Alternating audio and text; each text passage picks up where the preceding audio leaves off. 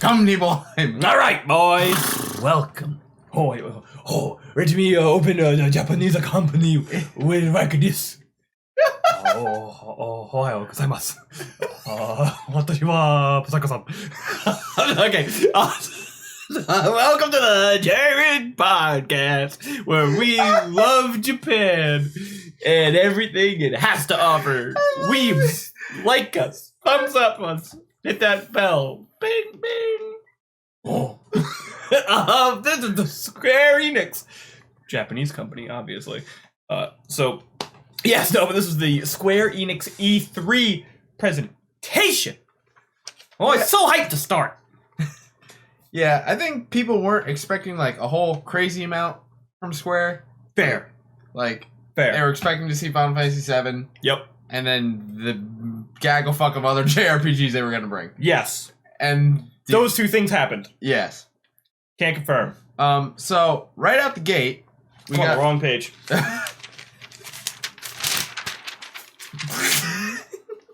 So right out the gate, we go straight into, again, for like the third time this week already, the Final Fantasy VII And for like the 18th time since it's been announced.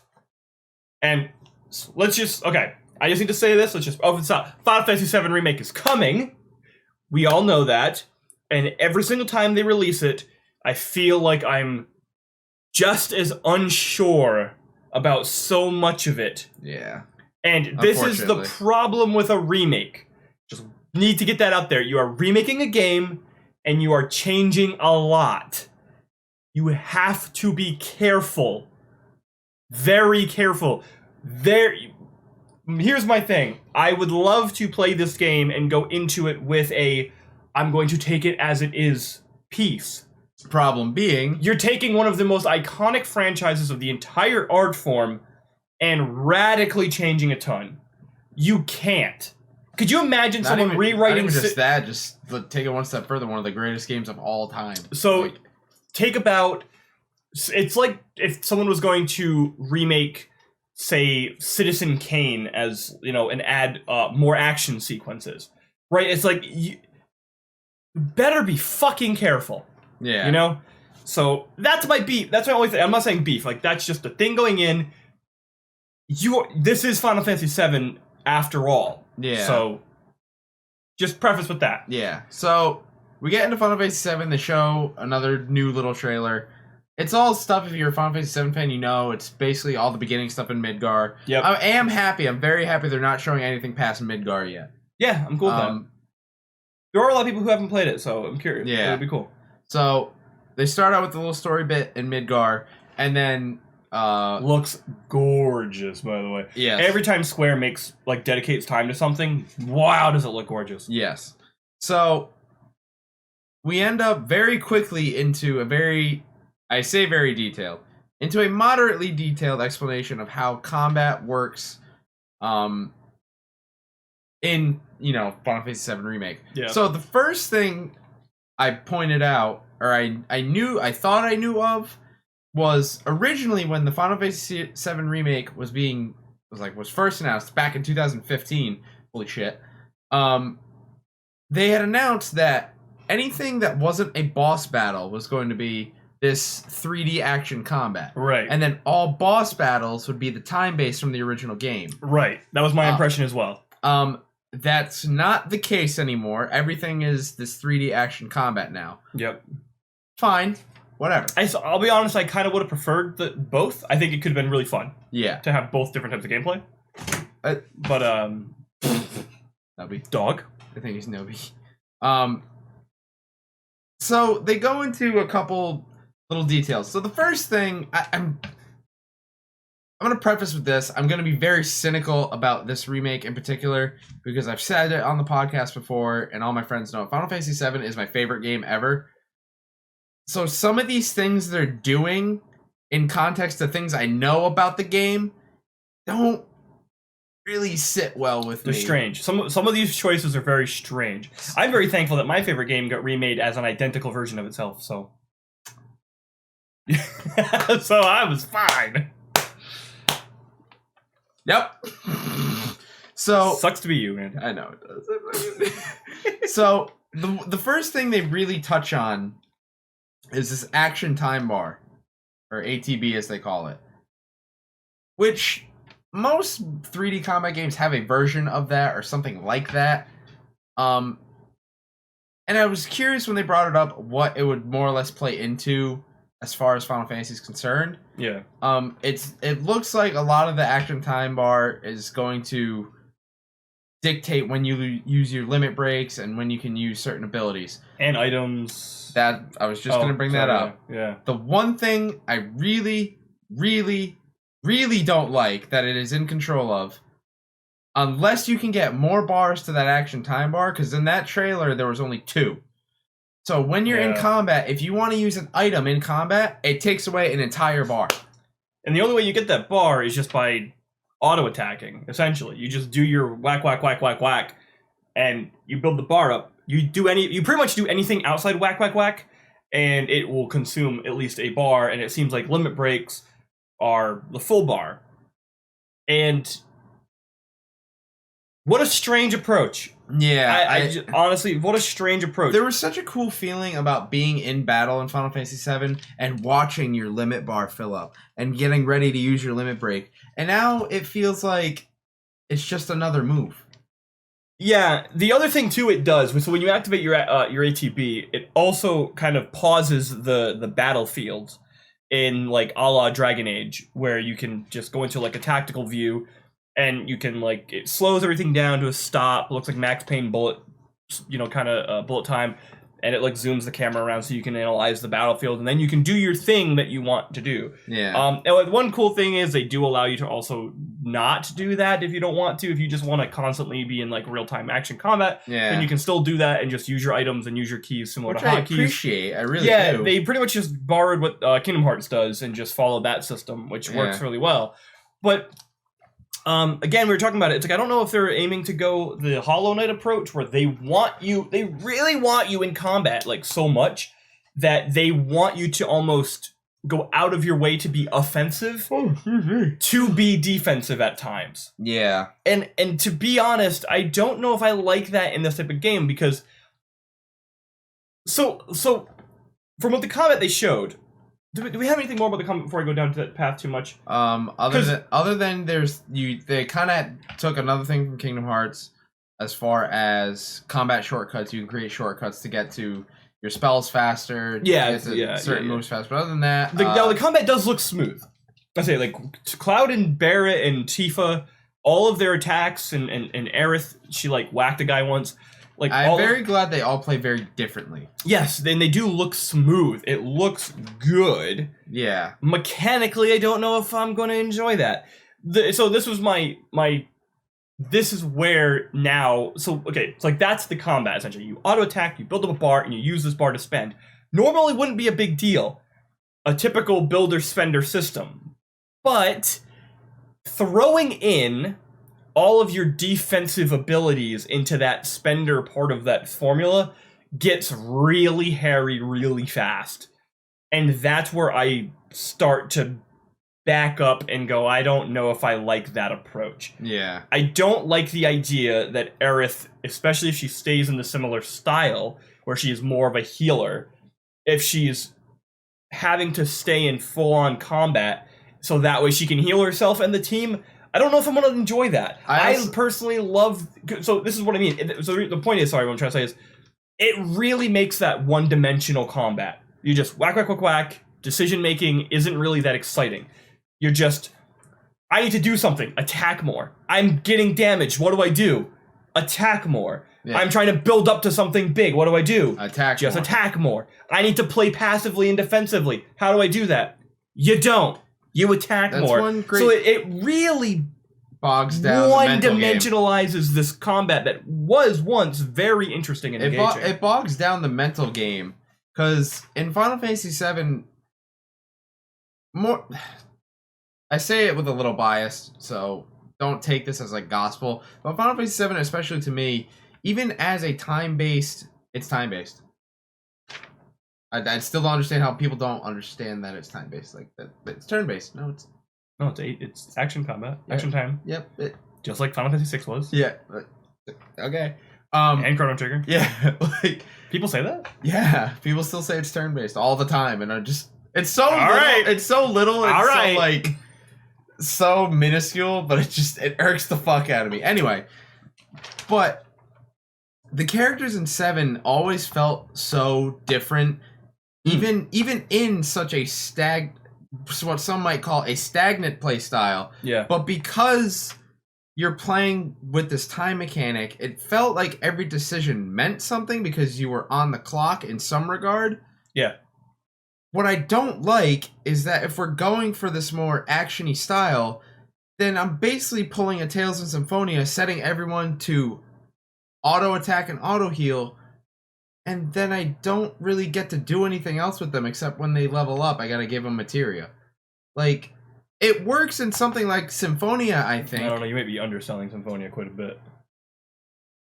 I get the point you're making, but I think Symphonia might have been the wrong choice of comparison. I'm saying as far as, like, play style in the first game that came to my head that I can think of. I get what you're saying, yeah. But you could autopilot everything. Yeah, I get what you're saying. Because even the defensive play, like they mentioned, like, you can block everything. Well, that's fucking great. But if I'm dying, and my options are to block and die slowly less, or play to damage something and be able to actually live, you're not giving me a choice. It's a complete illusion of choice, and not a good illusion. I just hate... It would be fine to me if, like, the blocking or the countering took away the ATB. Oh, if a parry or something actually gave you ATB, that'd be great, too. But the fact that a potion or a Phoenix Down or any typical RPG Final Fantasy item is going to take away from that is so... It's really bizarre. Yeah. The one thing I was hoping, and I don't know if they're going to do this, they made no inclination of this, this is just a thought I had, something that I think could be really cool is if you could bank ATB bars. So, like, if you, I don't know, you could say you could bank up to 5. Like, if you build up 2, bank them. Build up 2, bank them. That way, if you're later on in combat, you have these things to fall back on. Yeah. And that is the equivalent of your kind of time-based fluctuation. That could be fine, but it would be better, at least in my mind. I don't know. The thing that's really strange about this game is every time they show stuff, it's like so much of the non-gameplay stuff excites me, and I love their design, and I love their style, and I love their artwork. And then you see gameplay. And I see gameplay, and I'm just more and more questioning it. And I'm not even saying this as just someone looking at this from Final Fantasy VII.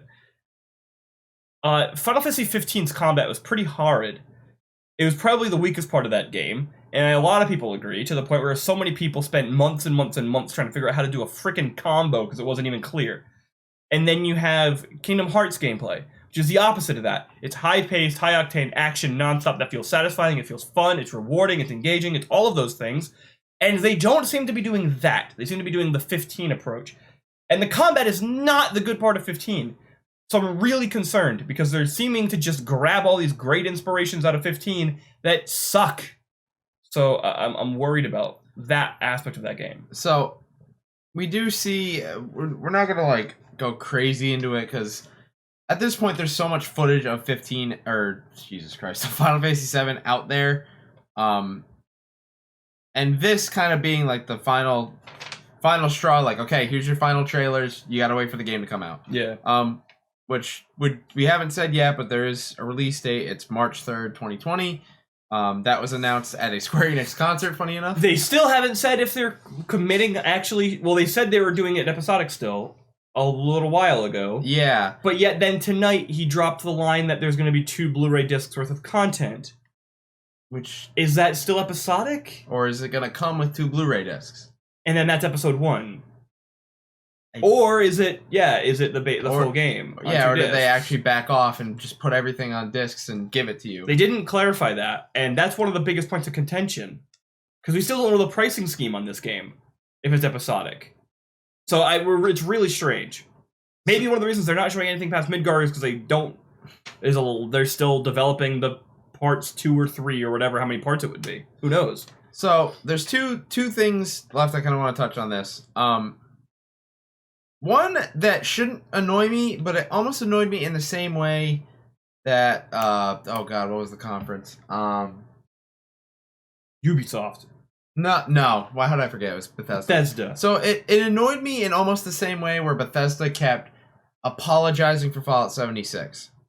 On the opposite end, they kept and constantly were thanking and showing this immense level of gratitude for people waiting and being so patient for Final Fantasy, to the point where like you're watching this Final Fantasy thing and it's like every time someone opens their mouth, they're either saying thank you. It's like, yeah, we get it. You took forever. Like, you're literally just filling time. Why not fill that time with showing me more game?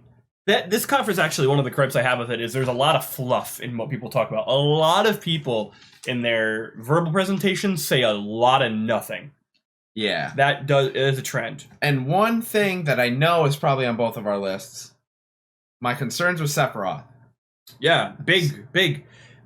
So what we saw of Sephiroth in this, I made the comment instantly. He sounds like the super edgelord, talks a lot, villain, stereotypical Japanese villain. Which one of the greatest things about Sephiroth, he was cynical, and he said very little. Like his words, he said so little that when he said something, it was impactful. It mattered. And what I'm really concerned about is they're going to take these.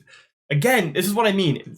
You can't just say, let's take this as is, because this has a baseline. It already has something it's stemming from.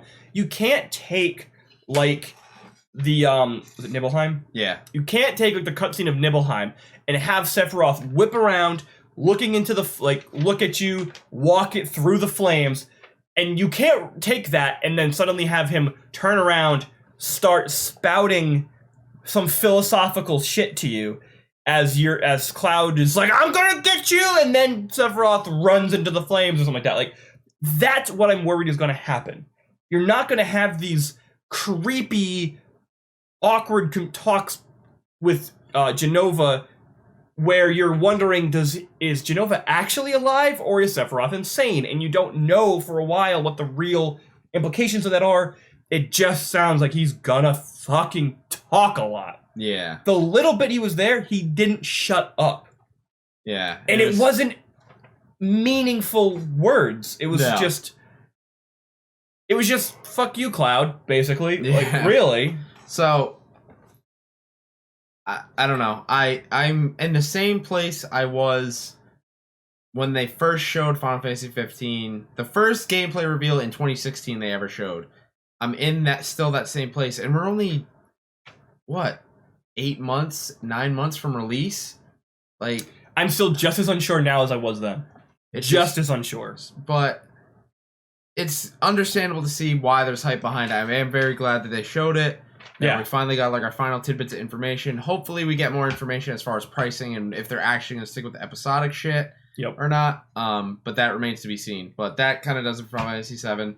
After that, we move into... I mean, really, after that, we'll just be honest, by the way, there's not a lot of big stuff until the end. Yeah, we're going to probably kind of actually... It's a lot of little things. Yeah, so right after that is get a Life is Strange 2 trailer. Yep, it's out. Looks good. It's out. Episodes are still coming out, so it's not fully done yet, to my knowledge. It's great. If you like Life is Strange 1, or if you've never played it, and you like narrative-driven games and conversation-driven games, it's phenomenal. It's one of the best ever out there. So then we have the Final Fantasy Crystal Chronicles remaster that we're getting. Gets a release window of winter 2019. I think honestly it's quite an underrated co-op game on the GameCube. It was very convoluted to try and play it because you need the Game Boy Link cable and a bunch of SPs. Playing single player was dull. It's very fun. Thankfully now it's going to have on the Switch, it's going to have the online capability. Yep. So it's going to be a lot easier to play multiplayer. So I think we're going to have a lot more fun with it. Yep. So winter 2019, Final Fantasy Crystal Chronicles. After that, we get Octopus Traveler announced it's coming to Steam, or it's already on Steam. Yeah. We knew that from Microsoft, I believe, or was it the pre-show? I think it was the pre-show. Yeah. We already knew that. It's a great RPG. Yeah, it's one of the best. Classic. One of the best in a few years. And then this next one actually kind of came out of nowhere, which might be kind of cool to maybe try it again. So they revealed the Last Remnant remastered for Switch out today. It's out. That was very strange. So the Last Remnant. Life is strange, you know. I remember playing the Last Remnant in high school for a little bit. I think Matt Dumas let me borrow it. It has the voice actor for Ichigo in Bleach, Johnny Youngbosh. That's about what I knew at the time. But it's a pretty fun game. There's a lot. It's got some problems. It's got a lot of really cool things. Yes. But it's also either doesn't expound upon those things or have any other good things. Yeah, what it does really right. Its combat is pretty interesting, and then the rest is like okay. Yeah. So Last Remnant out on Switch. Then we get Dragon Quest Builders 2. Looks fun. It looks like a voxel based builder. Yeah. You dungeon delve and you build. And you farm and go through dungeons. And it's Dragon Quest. Yeah. It's about that. July 12th it comes out. And then we get another Switch announcement, which is Dragon Quest 11 is coming to Switch this fall. It's the definitive edition. So I'm assuming there's DLC that I didn't know about. Yeah. It's actually probably one of the few games I can actually say it is critically acclaimed. It has a lot of praise. It's a great game. Rage 2 is critically acclaimed. Bethesda said so. 64 on Metacritic. Is that actually what it is? I don't know. I think it's close to that. That's critically acclaimed.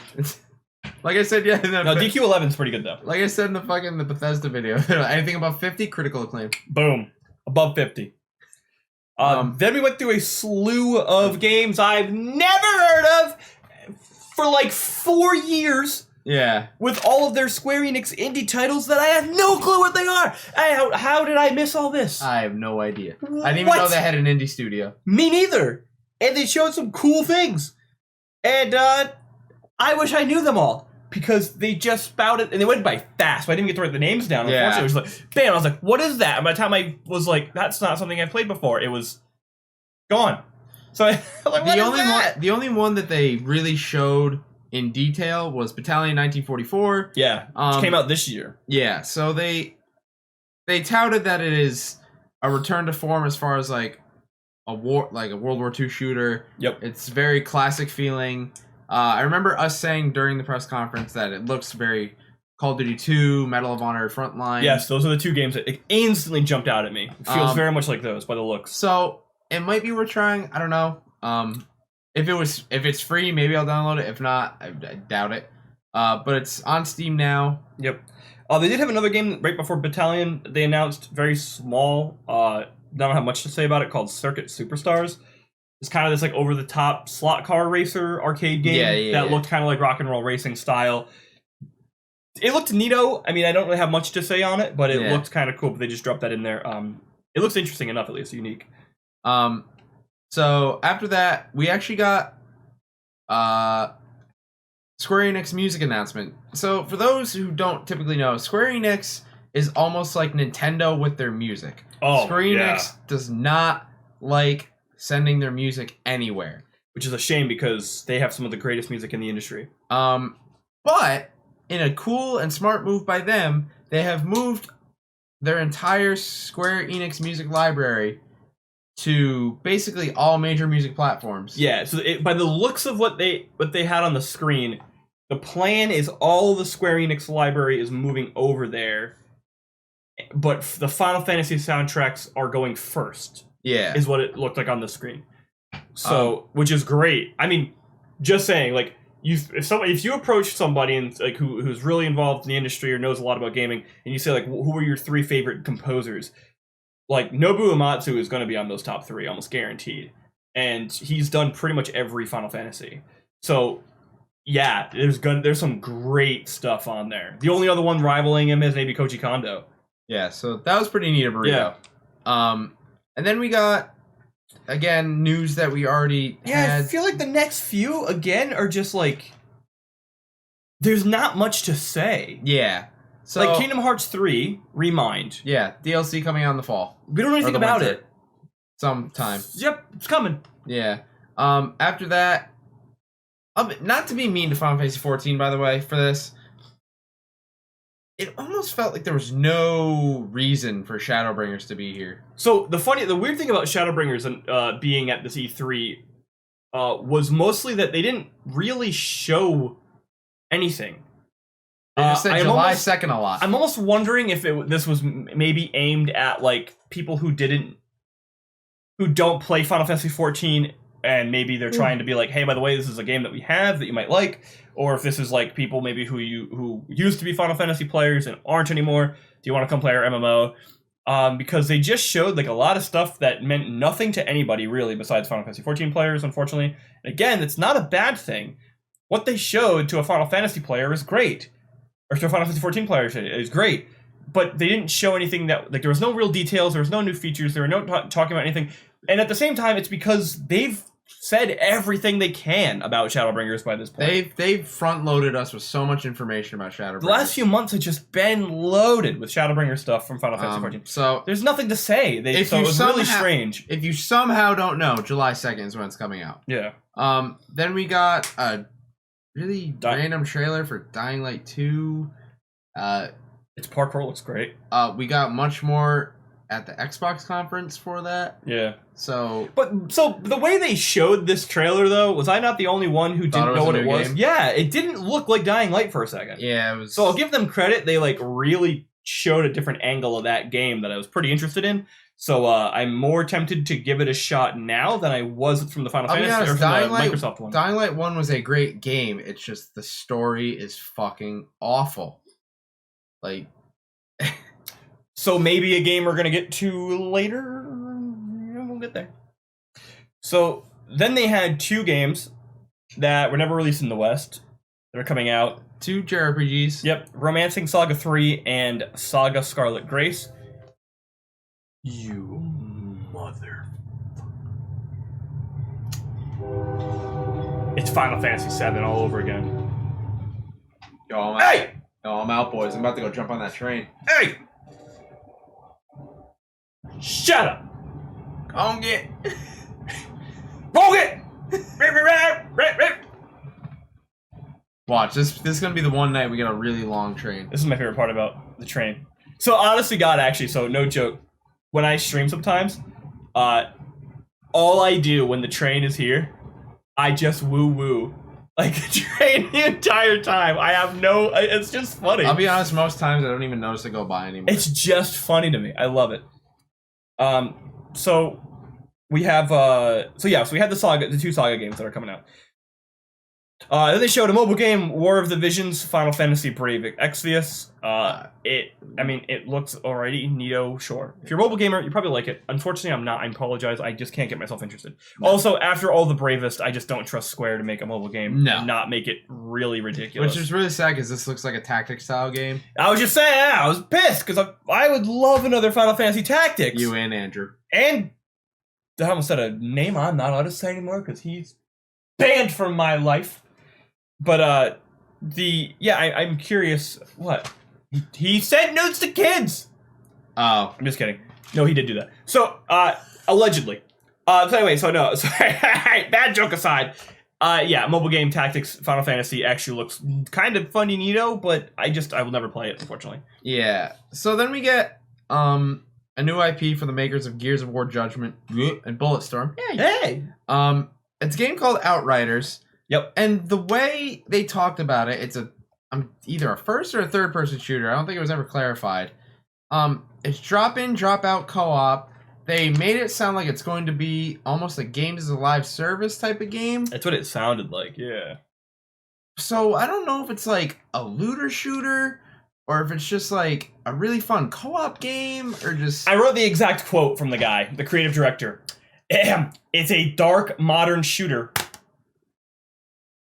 with traditional parts.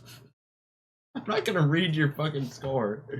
But that's quite literally what he said. The dark modern shooter with traditional parts. What does that mean to me? I mean, my only saving grace for that is it's made by the guys who made Bulletstorm. So yeah, and its art style is actually really cool, and the mob design is really cool. It has this almost... It's got like a Destiny-style character model approach, but the enemies almost feel like they're out of Half-Life. Yeah, kind of. So it could be really cool. At least interesting enough. So then we got another trailer for a game that was announced at a Nintendo Switch Direct a couple months ago called Oninok. It's a third-person action RPG coming out August 22nd. Yeah, the only thing I can really say about it is it's kind of got, the combat almost looks like Ys or Chantilly's. Like, it's like one of those games. Yeah, it's kind of, it looks like, it has like the artwork of like new Ys titles, but yeah, it looked neat. So then, my favorite game. We get to, now, funny enough, before this conference, I saw this as a leak, and I was like, it was gonna happen at some point. So, unfortunately, there are a fuck ton of fans of this game. I am just not one of them. Unfortunately, that's funny. Final Fantasy VIII is getting a remaster. Mm-hmm. You can all be happy. Woo! I remember GameSpot did a thing a few years ago about which they polled like everybody in GameSpot, and more people liked Final Fantasy VIII than 7. I was so surprised. If you know me and you've been on this channel at all, I actively joke about Final Fantasy VIII because it is one of my biggest disappointments ever. And I've tried across the years. I have tried to play that game with different iterations, different ages of my life, different gameplay styles. My Russian and hardcore, trying to exploit everything, and there is so little about it I like. And I hate to just shit on a game. Yeah, I just can't do it, especially considering the fact that it's sandwiched between 6 and 7 and 9 and 10. Like, wow, it's such an oddball of those 5. Yeah. It's so strange. And then you have the sect of people who think it's like God's gift to Final Fantasy, and you're like, yeah. What the fuck? It unfortunately just does everything pretty okay. And the things that it does do even relatively well or has good potential is just done better in 9 and 10 anyway. Yeah. So, I'm not, obviously, if you enjoy it and you like it, you're mentally challenged, all right? We all have our problems. But no, like, in all seriousness, though, Kyle, get help. Yeah, in all seriousness, it's fine. Like, if you enjoy the game, obviously you enjoy the game. Yeah, like I was just, I'll be honest, I've never seen a thing and me just go, like, so much. That opening song is still amazing, though. Yes, it was hype. So then, funny enough, we're actually right at the end of the conference. So SquareEnix got the rights. Well, Crystal Dynamics got the rights to make a new Avengers game under Square as their publisher. Yes. And we finally got it revealed. I'm pretty sure it's just called Avengers. Marvel Avengers. Yeah. That's it, yeah. And it looks cool. It looks pretty fun. It looks really cool. Which, by the way, I find funny. I'm going to bring this up now because I'm really surprised me, you, or Tiny didn't say anything about this. When they announced it was 4-player co-op, and we were like, oh, that's cool. Like, in the back of my mind, I'm like, oh shit, it was probably 4-player co-op. Why the fuck did any of us think of that? I don't know why it would have been 4-player co-op guaranteed. I honestly, so I wrote before they said that, I just put, how do you swap between these characters? Are there segments built specifically for them, or can you hot swap between them like you can in, say, Final Fantasy VII Remake? Like, I just assumed all the different characters you were playing as were just a single-player game you were playing as a group of people like you would a JRPG party. I assumed co-op only because the Avengers are obviously a team, and you would want the team aesthetic to follow through in a multiplayer aspect. I agree. Barrett is not a team member. You're ridiculous. He is a leader. Yeah, fucking fair enough. But either way, it was pretty cool to know this is now a co-op game. Yeah, it's 4-player. 4-player co-op. They did announce that there will be more heroes coming to the game. Yeah. And this is for now. I don't know the extent of this, but all heroes and all. Oh, what was the other thing they said? I just heard superheroes or characters. I thought there was something else. I'll try to find out later, but they said they said all heroes added to the game will be free. You don't have to pay for a single hero, which thank you. It looks about entertaining as the Marvel Spider-Man game did. So I'm about as excited for this Avengers game as I was for Spider-Man. So very, very, very actiony, very cool, very colorful, very impactful, really good, really cool looking gameplay. Really solid. No loot boxes at all. They said no pay. They to made win. a point to say that. Yeah, no pay to win at all. It's coming on basically every platform Except for Switch. except for Switch. Yep, that was it. It's a brand new original story. Yeah. Not from the comic universe or from the MCU. The only thing that sucked was they announced that there's PS4 exclusive content, Yeah. which was a bit upsetting after everything else they had just said. Hopefully it's like to the extent of Destiny 2 where it's so negligible it doesn't matter anyway and Sony can just shut up and be happy, you know? Yeah. That's a good... And we did get a release date, not finally, because it's the first time we've seen it, but we did get a release date. This is the first, I think this is one of the first games at E3 that debuted with a release date. Yeah, maybe like some of them, most of them had like a window. Yeah. So May 15th, 2020, and just when this is coming out, I'll probably get it because It looks fun. I mean, 4-player co-op, superheroes, like it's got some pretty good voice actors in it Jake's too. got a way to play Iron Man. Yep. Like, come on. Yep. But with that, I know Iron Man's being voiced by Nolan North, so... and Bruce Banner's Troy Baker. Yep. So that's pretty dope. And there's Kid Trunks! Yeah, Kid Trunks is Laura Bailey. Doctor Strange. Yeah. And I always forget the guy's name, but he's Grog from Critical Role. And I forgot the other guy's name. Yeah. In general, who's playing Captain. Cat. But he sounded good. You're my best friend. Cat. But it sounded all great. But overall, that was a Square one. In actual, that felt like it went by fast. Which I'm happy. They did the thing that all conferences should do. Just game. Yeah, my only beef was the couple times outside the Avengers thing, a lot of times when they came out to talk about the game, it was a lot of Nothing. fluff, PR, literally nothing came out of it. It was like, we're playing Final Fantasy where your choices matter and the world is there and you're exploring and adventuring and you'll finish a plot. That's like basically what it said to me. Like, great, okay, good one. But the Avengers, they actually did give a lot of details. It was pretty cool. But even past that, it was fast. Everything we've praised about, say, Microsoft, especially the Microsoft conference, fast. The end of the Bethesda conference, just boom, boom, boom, game. Just whack. That was all really satisfying. So, which brings us to grades. What'd you give Square? I gave Square a... What the hell is this Final Fantasy VII Remake still? Out of 8.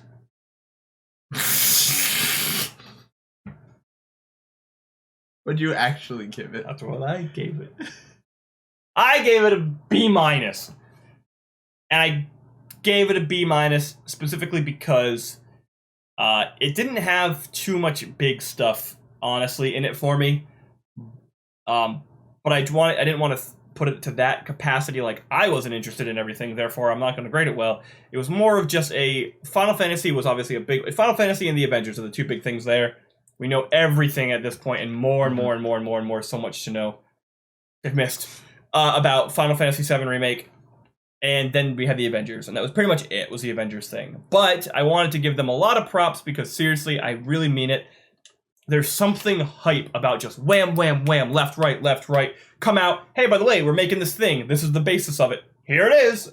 Next. Boom. Like, go. We haven't done it yet. We haven't recorded it yet, meta. But the PC Gamer thing was like that as well. It was whap. Here's about the game. Whap. Goofy thing about the game. Whap. Like, everything was there. So, I went a little higher. I gave Square a B. While I agree with Chaz... and there wasn't a lot I was super hype about, I think overall, looking at it, looking at the conference as a whole, without, any sort of bias or anything towards specific games or whatever, whether I was interested or not, the stuff they showed was at least quality. Whether it was coming to different platforms or it was a new announcement, at least the stuff they showed was quality, and it went by quick. Yeah. I do 100% agree with Chaz. There was a lot of PR fluff, and you only like for 2 games. Yeah, but it exists. You gotta get rid of it. You just, or at least crunch it. The I mean, pretty much in all the games. So a lot of like Ubisoft fell into this trap. Bethesda fell into this trap. They both fell into the trap of like games that were already out they spent too much time on. Square didn't. They just went right through those titles. By the way, this is coming for Switch now, or whatever. Like, move on, and they were able to just keep that flowing. Outside maybe Final Fantasy XIV, that cutscene was long. Yeah. But again, that's coming out, like that expansion's coming out in like 3 weeks. So I get why they're gonna want to hype it up. I'm not gonna complain there. So, like I said, overall, I think the quality of what was shown gives it a B for me. But that's it. What? Nothing. I didn't say anything. That's the Midas touch. I love gold. I am gold. No, you're ginger. That was... Thank you, guys. We will see you in the next one. We only got, what, 3 more to go? Technically? PC Gamer. We have to do the PC Gamer one. Nintendo. I really think... And whatever special one that you're thinking of. I think there's one after Nintendo tomorrow. We still never did Devolver Digital. Maybe we can like wrap that up into PC tomorrow. Maybe. That could be a small one. Yeah. Thank you for watching. Hope you enjoy. Click the stuff. We'll see you next time.